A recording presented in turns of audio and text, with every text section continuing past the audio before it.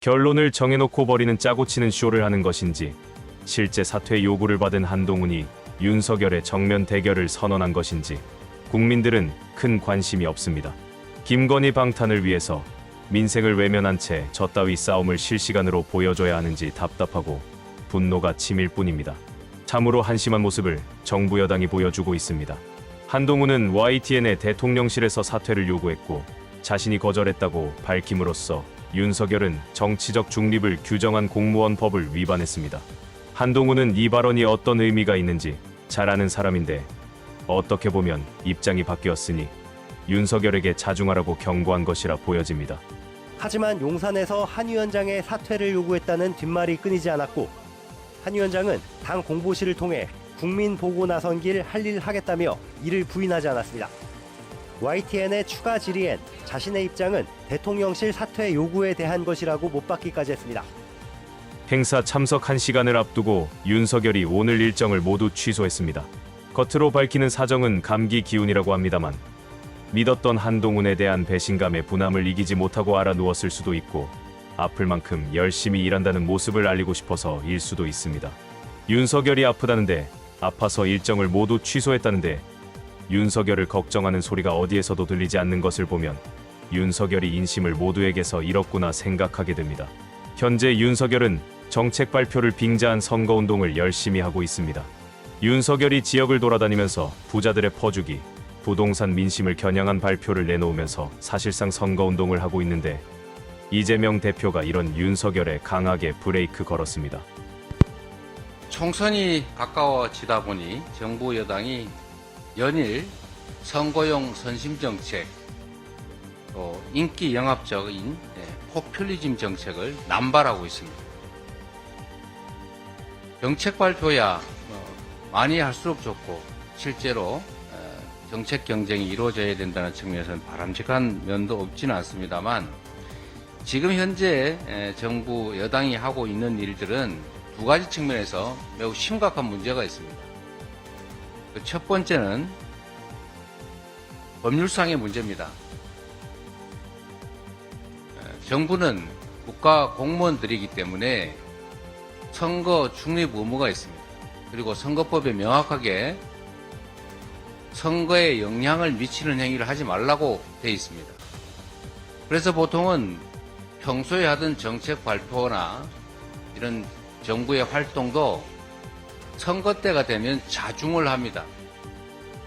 그런데 이 정권은 어찌된 판인지 평소에는 정책 발표나 이런 활동들을 거의 안 하다가 선거 때가 되니까 갑자기 집중적으로 현안 지역을 찾아가면서까지 마구 정책 발표를 하고 있습니다. 이건 명확하게 선거법이 금지하는 선거에 영향을 미치는 행위라고 판단이 됩니다. 무법천지가 돼가고 있는 것 같습니다. 이렇게 명확하게 법에 규정되어 있는 것들을 어기는 이런 정부 행태, 이거 절대로 그냥 넘어가서는 안 될 것입니다. 두 번째는 내용상 문제입니다. 이 지금 현재 정부에서 또는 용산에서 발표하고 있는 정책들 내용을 보면 이게 대체 우리가 국가 공동체 구성원으로서 함께 살아가자고 하는 것인지 특정 소수만 살고 나머지는 다 죽자는 것인지 알 수가 없습니다. 연초부터 이어지는 초부자 감세가 그렇습니다. 주식 양도세 과세 기준 완화, 100억씩 수십억씩 투자하는 사람 세금을 굳이 더 깎아줘야 되겠습니까? 금투세 폐지 마찬가지입니다. 고소득자들의 개인 종합자산관리계좌 가입 허용, 이거 마찬가지 아닙니까? 하나같이 재정 기반을 훼손하는 매우 심각한 무책임한 결정들입니다. 불평등을 심화시키는 우리 사회의 가장 본질적인 문제, 양극화 완화에도 완벽하게 어긋나는 그야말로 나라 망치는 일을 지금 정부 여당이 벌이고 있습니다. 지난해 최악의 해수 펑크가 있었는데도 벌써 잊어버린 것 같습니다. 계속 이런 식으로 나아가다가는 나라 재정이 거덜날 판입니다. 윤석열 정권 자체가 코리아 리스크에 진원이라는 비판을 직시해야 할 것입니다. 대통령과 정부 여당에 촉구합니다. 총선용 포퓰리즘을 당장 중단해야 합니다.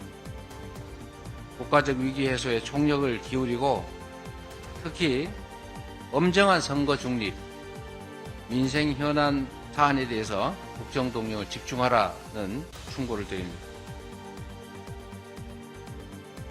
어제 한 약속을 충분히 지킬 수 있음에도 지키지 않으면서 내일 또 이런 일을 하겠다고 약속하는 사람 여러분들 믿음이 가십니까? 정부가 특히 이 정권이 지난 대선 때 약속했던 수없이 많은 정책들이 있습니다. 지금 권한을 가지고 할 수 있는 시기인데 왜 안 합니까? 지금도 할 수 있는 일 하지 않으면서 이번 총선 지나면 뭘 하겠다고 이런저런 약속, 공약 마구 하고 있는데 지금까지 할 수 있는 일을 안 하면서 앞으로 하겠다는 말을 누가 믿겠습니까? 약속을 할 것이 아니라 지금 할 수 있는 일을 실행해야 합니다. 그래서 말 따로 행동 따로 정권이라고 하는 것입니다. 우리가 추려보니까 상임위별로 여야의 공통 공약이 120개를 넘는다고 합니다.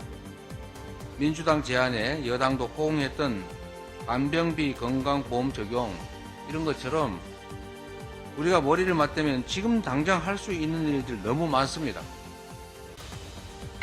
약속을 하기보다는 실천을 하면 좋겠다는 생각으로 그 전에 이미 약속했던 기초연금 40만 원 달성, 가상자산 법제화, 디지털 성범죄 대책 같은 이런 민생 공약 이행 지금 바로 합시다. 올 선거 때까지 미룹니까?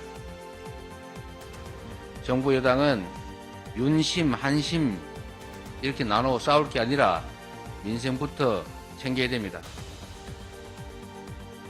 총선에 앞서서 여야의 공통 공약, 민생 공약을 우선 실현하기 위한 테이블이 필요할 것 같습니다. 그래서 정부 여당에 제안합니다. 공통 공약 실천 테이블을 만들자라는 말씀을 드립니다. 정말로 정부 여당 미안한 말씀입니다만 한심합니다.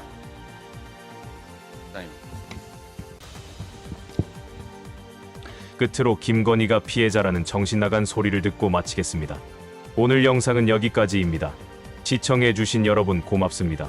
시 친윤으로 통하는 장해찬 전 최고위원도 김 여사에 대한 비판이 과하다고 느낀다면서 이런 주장에 가세했습니다. 무엇보다 김건희 여사는 피해자잖아요. 사기 몰카 취재에 당한 피해자. 사과는 가해자가 해야죠.